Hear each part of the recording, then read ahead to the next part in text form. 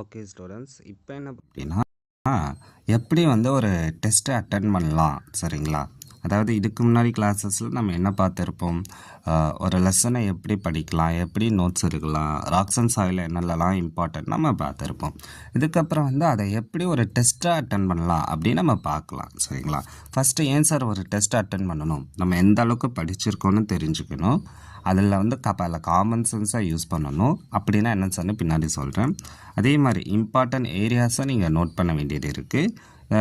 ஏதாச்சும் ஒரு தப்பு பண்ணிங்கன்னா அதை கண்டுபிடிக்கணும். கேர்லெஸ் மிஸ்டேக் பண்ணிங்கன்னா அதை ரிமூவ் பண்ணணும். அதுக்காக நம்ம டெஸ்ட்டை யூஸ் பண்ணணும். லாஸ்ட் பாயிண்ட், இதை நம்ம ரிவிஷன் பண்ணிக்கிட்டே இருக்கணும் சரிங்களா? ஓகே, ஸோ இப்போ நம்ம என்எம்எம்எஸில் இந்த emergence of new kingdoms in north India அந்த ஒரு லெசனில் கேட்ட கேள்வியை பார்ப்போம். இப்போ இந்த ஒரு கேள்வியை பாருங்களேன். Dash is perched upon a lofty rock over looking a town in ராஜஸ்தான்னு கொடுத்துருக்காங்க. தமிழ் இந்த ஒரு கேள்வி பார்த்தீங்கன்னா, டேஷ் வந்து ராஜஸ்தானில் நகரை நோக்கிய வண்ணம் எளிதில் ஏற முடியாத மலைப்பாறையின் மேல் அமைக்கப்பட்டுள்ளது. எது இருக்குது மலை மேலே இருக்குன்னு கேட்டிருக்காங்க. ஆன்சர் ஜோத்புட். ஓகேவா, கேஸ்டில் ஆஃப் ஜோத்புட். இப்போ இங்கே பாருங்களேன், இந்த மைண்ட் மேப்பை பாருங்கள். டொமஸ்டிக் ஆர்கிடெக்சரில் மொத்தமாக ஒரு 6 பாயிண்ட் இருக்குது சரிங்களா? கேஸ்டில் ஆஃப் ஜோத்பூரை பாருங்கள். கேஸ்டில் ஆஃப் ஜோத்பூர் இருக்கா? Castle of Jodhpur Rajasthan perched upon a lofty rock அப்படியான கேள்வி இருக்கா? இதை படிக்கணும். கூட இந்த 4 பாயிண்ட்ஸுமே நீங்கள் படிக்க வேண்டியது இருக்குது. இந்த எக்ஸாம்பிள்ஸை படிக்கணும். Temples in Khajuraho, sun temple in Konark, Dilwara Jain temple mount Abu, Kandariya temple at Madhya Pradesh. இப்போ இந்த 2 பாயிண்ட்டுமே நீங்கள் இந்த 4 பாயிண்ட்டுமே கூட சேர்ந்து படிக்கணும். அப்படி படிக்கிறப்ப என்ன சார் பண்ண முடியும்? இங்கே பாருங்கள், அதுக்கான கேள்விக்கான ஆன்சர் கொடுத்துருப்பாங்க. இது வந்து இன்றைக்கி மார்க் டெஸ்ட்டில் போன ஃப்ரைடே நடந்த டெஸ்ட்டில் கேட்டிருக்காங்களா? சன் டெம்பிள், தில்வாரா ஜெயின், கந்தரியா, கஜுராஹோ, அதே மாதிரி எக்ஸாம்பிள் ஆஃப் டொமஸ்டிக் ஆர்கிடெக்சர்னே கொடுத்துருக்காங்களா? அப்போ நம்ம இந்த மாதிரி நம்ம படிக்க வேண்டியது இருக்குது சரிங்களா? ஸோ இங்கே கொடுத்துருப்போமா? அப்போ இந்த 4 எக்ஸாம்பிள் இதை படிக்கணும். அப்போ போன இயர் ஒரு என்எம்எம்எஸ் கொஸ்டின் பேப்பரை மட்டும் நீங்கள் இது 2024 கேட்ட என்எம்எம்எஸ் கொஸ்டின் இந்த ஒரு கேள்வியை வச்சு இப்போ இந்த வருஷம் கேட்குற மார்க் டெஸ்ட்டெல்லாம் நம்ம ஆன்சர் பண்ண முடியல. அப்போ இந்த மாதிரி நம்ம ஒரு டெஸ்ட்டை வந்து என்எம்எம்எஸ் கொஸ்டின் பாயிண்டில் பார்க்கணும் சரிங்களா? அடுத்த கேள்வியை பாருங்கள். இதே மாதிரி நம்ம கொஸ்டினை வந்து நம்ம செப்பரேட் பண்ணியிருக்கோம். யார் வந்து விக்ரமசீலாவை ஃபோன் பண்ணான்னு கேட்குறாங்க. மைண்ட் மேப்பில் வந்து நமக்கு இங்கே கொடுத்துருப்போன்னா த ஃபவுண்ட் விக்ரமசீலா மொனாஸ்ட்ரி இருக்கா? சரிங்களா? இது வந்து ஒரு கிரேட் புத்திஸ்ட் லேர்னிங் சென்டர். இதை வந்து நம்ம புத்திசம் ஜெயினிசம் வரப்பயுமே படிப்போம். அப்போ இது இம்பார்ட்டன்ட் பாயிண்ட்டு. ஸோ இந்த மாதிரி இம்பார்ட்டன்ட் பாயிண்ட்டெல்லாம் நீங்கள் மெமரி பண்ணணும். அதே மாதிரி யார் வந்து சக்சீடர் ஆகிறா, இவங்களுக்கு அப்புறம் யார் வரா, அதுவுமே இம்பார்ட்டன்ட் பாயிண்ட்டாக படிக்கணும்.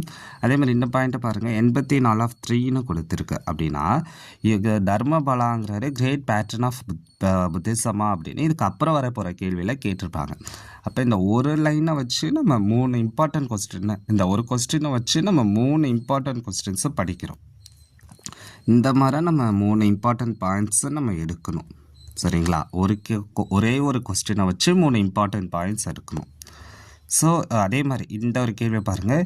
Who was the first and prominent ruler of பிரதிகாராஸ்னு இருக்கா?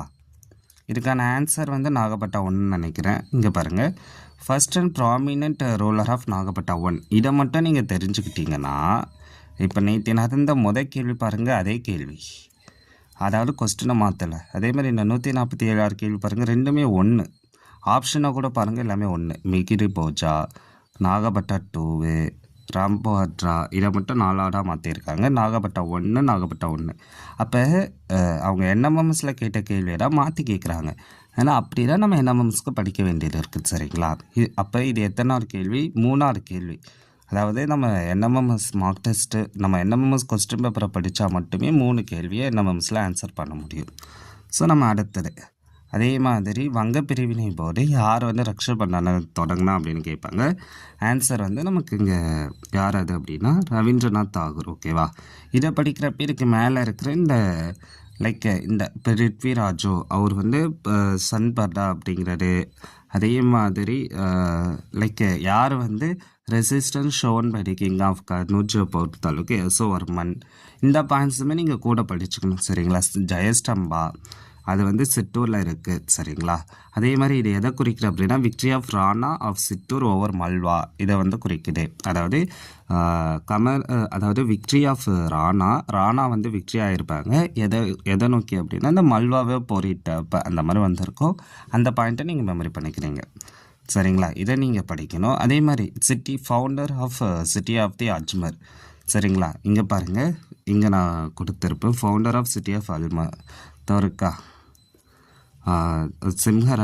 சிம்மராஜ் வந்து ஃபவுண்டர் சிட்டி ஆஃப் அஜ்மர் அப்படின்னு கொடுத்துருப்போம். இந்த பாயிண்ட் இம்பார்ட்டன்ட். இப்போ இதை பாருங்களேன், இப்போ 84 கேள்வி அப்படியே கேட்டிருக்காங்க. அப்போ என்எம்எம்ஸில் கேட்ட 154 கேள்வி அப்படியே கேட்டு வச்சுருக்காங்களா. அப்போ யார் ஃபவுண்டர்? சிம்மராஜ். ஓகேவா. அப்போ ஊயிஸ்ட் ஃபவுண்டர் அப்படின்னு கேட்டால் சிம்மராஜ், அதான் ஆன்சர். ஸோ முடிஞ்சிடுச்சா. அதே மாதிரி இங்கே பாருங்கள் ட்ரெயின் போர். ஓகேவா. Train battle important. First train battle எப்போ நடந்துச்சு? 1891. அதே மாதிரி ரக்ஷதங்காடி, இது விஜயநகர எம்பையரில் தான் வரப்போகிற கேள்வி. ஆனால் அதுலேயுமே ஆப்ஷனில் பாருங்கள் பேட்டில் ஆஃப் டரைன்னு கொடுத்துருக்காங்க. அப்போ நம்ம இந்த டரைன் பேட்டில் ரொம்ப ரொம்ப இம்பார்ட்டன்ட். இப்போ நேற்று நடந்த டெஸ்ட்லேயுமே பாருங்கள் ஒரு 2 கேள்விகள் டரைன் பேட்டிலேருந்து கேட்டிருக்காங்க. ஸோ பேட்டில் ஆஃப் தரைன் இருக்கா. அதே மாதிரி யார் வந்து ஃபஸ்ட்டு பேட்டில் ஆஃப் தரைனில் முகமது கோரியை டிஃபெக்ட் பண்ணான்னு கேட்டிருக்காங்களே. ஆன்சர் பிருத்விராஜ் சவுகான். இப்போ கீழே பாருங்கள், நான் இந்த ஒரு பாயிண்டில் கொடுத்துருக்கேன்னா பிருத்விராஜ் சவுகான் வந்து defected Muhammad Ghori in first battle of Tarain எப்போ நடந்துச்சு? 1891. அதே மாதிரி செகண்ட் பேட்டியில் வந்து ஒரு defected and killed into second battle 1892. அப்போ இந்த இயரை தானே அவங்க பேட்டில் ஆஃப் தரைன்னு கேட்குறாங்க. இது வரைக்கும் இங்கே பாருங்கள் 1891 92. இது கரெக்டு. அப்போ ஆன்சராக வராது. அப்போ நம்ம படித்த கான்செப்டை நம்ம கொஸ்டினில் யூஸ் பண்ண போகிறோம் சரிங்களா. அடுத்த கேள்வி. அப்போ இப்போ பார்த்த வரைக்கும் எத்தனாவது கேள்வி? இது 6வது கேள்வி சரிங்களா. இப்போ 7வது கேள்வி எங்கே சார்னா அதை காமிக்கிறேன். ஸோ 10க்கு 7 கொஸ்டின் வந்து நம்ம இந்த ஒரு இம்பார்ட்டன்ட் ஏரியாஸை பார்த்தா என்எம்எம்எஸ் ஏரியாஸை பார்த்தா மட்டும் ஆன்சர் பண்ணலாம். அதை நான் இவ்வளோ நேரமாக பேசிக்கிட்டு இருக்கேன். நான் ஒரு என்எம்எம்எஸ் கொஸ்டினை காமிச்சு அந்த கொஸ்டின் மூலிமா இங்கே கேட்ட மார்க் டெஸ்ட்டோட கேள்விகளை காமிக்கிறேன். இது இல்லாமல் நீங்கள் கூட ஒரே ஒரு இதை படிக்கணும், குரோனாலஜிக்கல் ஆர்டரை படிக்கணும் சரிங்களா. இதை படிச்சிங்கன்னா 1 மார்க் நீங்கள் குரோனாலஜிக்கல் ஆர்டரை யூஸ் பண்ணி நீங்கள் 1 மார்க் எடுக்கலாம். அப்போ டோட்டலாக ஒரு 10 கேள்வி வீக் டெஸ்ட்டில் கேட்குறாங்கன்னா ஒரு 8 கொஸ்டின் நம்மளால் வெறும் என்எம்எம்எஸ் கொஸ்டின் பேப்பரை படித்ததன் மூலயமா எடுக்கலாம். ஆனால் அந்த படிக்கிற மெத்தடுன்னு ஒன்று இருக்குது ஓகேங்களா. இப்போ நான் சொன்ன மாதிரி அதை எந்த மாதிரி புரிஞ்சுக்கணும், இந்த ஆப்ஷனை வச்சுக்கிட்டே அப்படியே அடுத்த கேள்வியை படிக்கணும், இதெல்லாம் நம்ம பார்க்குறோம். இதை நீங்கள் படிங்க சரிங்களா. அடுத்தது குரோனாலஜிக்கல் ஆர்டரில் இதை வரிசைப்படுத்த சொல்லியிருப்பாங்க. இங்கே பாருங்கள், ஃபஸ்ட்டு நாகப்பட்டா 1 இருக்காங்களா. அப்போ நாகப்பட்டா 1. அப்போ நாகப்பட்டா 1 அப்படின்னா நாகப்பட்டாரா சரிங்களா. 2வது வத்தராஜா நாகப்பட்டா 2 அடுத்தது லாஸ்ட்டு மிக்ரி போஜா. ராம்பட்டா வந்து ஒன்றும் பண்ணியிருக்க மாட்டார், அதனால் இதில் ஒரு பேர் இல்லை. அப்போ ஆப்ஷன் 2வது இது ஆன்சர். அப்போ நீங்கள் இந்த மாதிரி குரோனாலஜிக்கல் ஆர்டரில் எழுதி வச்சு அதை மெமரி பண்ணுறப்போ ஒரு கேள்வி ஆன்சர் பண்ணலாம். அதே மாதிரி மீதி 3 கொஸ்டின் பாருங்கள். Who is the founder of second Pala dynasty. அதே மாதிரி இந்த அசர்ஷன் ரீசன். அதே மாதிரி இந்த ஒரு கேள்வி சரிங்களா. இப்போ இந்த ஒரு கேள்வி பார்க்குறப்போ நாங்கள் தர்மபாலா வந்து கேட் பேட்டர்ன் ஆஃப் புத்திசம் நான் சொல்லியிருப்பேன். ஸோ அதுலேருந்து வந்திருக்கா. அதே மாதிரி இதுக்கு அடுத்த கேள்வியில் பாருங்கள், powerful ruler of Pala dynasty மகிபாலா.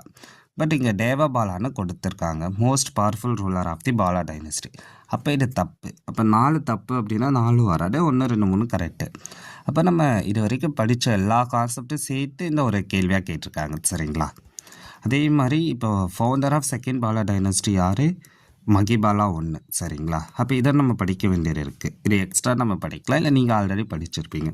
அதே மாதிரி இங்கே பாருங்கள், 1018 முகமது கோரி வந்து ஹோலி சிட்டி ஆஃப் மதுராவை பிளண்டர் பண்ணார் அப்படின்னு இருக்காங்க. ஆமாம், என்னோடய பாயிண்டில் நான் இதை கொடுத்துருக்கேன்னா பிளண்டர் ஹோலி சிட்டி மதுரா 1018. இதை மட்டும் நீங்கள் மெமரி பண்ணிக்கிட்டாலே போதும், வேறு எதுவுமே தேவையில்லை.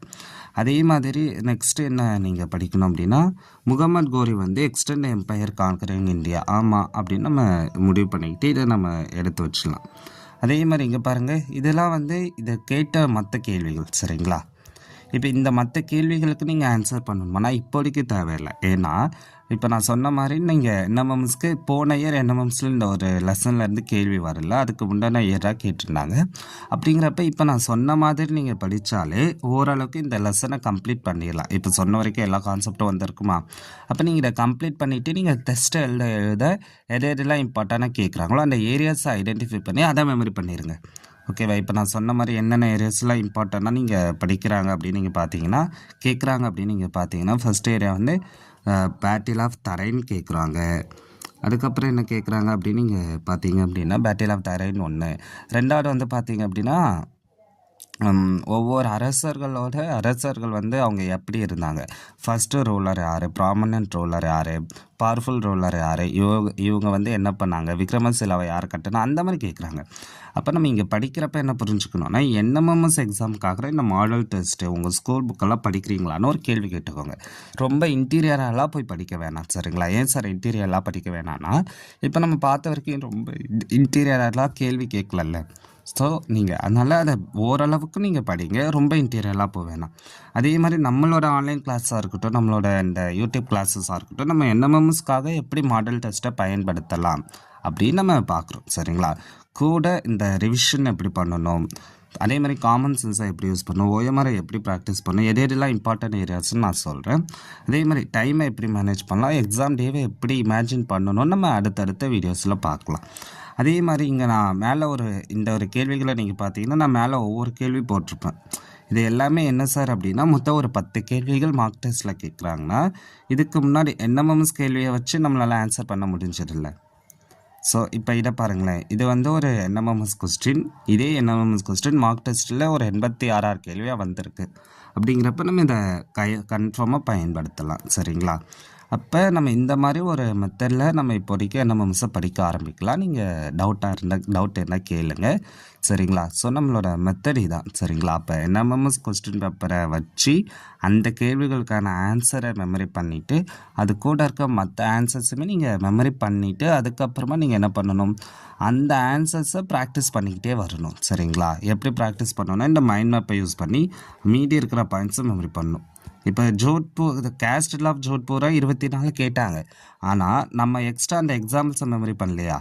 ஏன்னா அந்த எக்ஸாம்பிள்ஸ் என்எம்எம்எஸ் மார்க் டெஸ்ட்டில் கேட்டிருக்காங்களே இந்த ஒரு 83 கேள்வியா. அப்போ நம்ம இந்த மாதிரி நம்ம படிக்க வேண்டியது இருக்குது. அடுத்தடுத்த வீடியோஸில் இதை இன்னும் டீட்டெயில்டாக நம்ம எல்லா லெசனுக்குமே பார்க்கலாம். ஸோ இதான் ஃபஸ்ட்டு மெத்தட். நீங்கள் வந்து உங்களுக்கு ஏதாச்சும் டவுட் இருந்தால் இல்லை கேளுங்க, சரிங்களா? Thank you students.